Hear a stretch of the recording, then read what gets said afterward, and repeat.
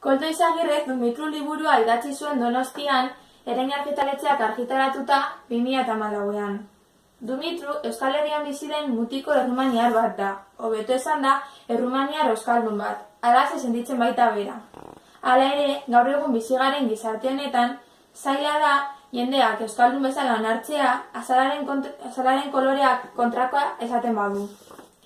Larunbat arratsaldean, Dumitru etxerantz doala, ertzainek atxilotu egiten dute gaztea iPhone bat lapurtu duela leporatuz.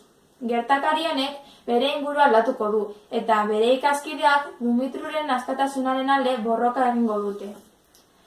Liburu bikain honek pentsarazi egiten du irakurlea, bertako gertakari guztiak gutxinaka modu zoragarrian lotuz joan egiten baitira.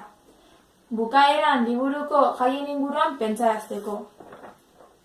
Hasieran liburua irakurtzeko zaila iruditu arren, liburua aurrerantz joan ahala, geroz eta interesgarriagoa egiten da. Dumitruren historiaz gain, Olatzen, Dumitruren gelakide baten amaren burruka lantegian emakumeentzako eskubide berak lortzeko azaltzen baitigu liburu ikaragarri honek. Benetan lan bikaina egin du Koldo Izagirrek liburu hau idazterakoan. Irakurri gabe gelditu al zara?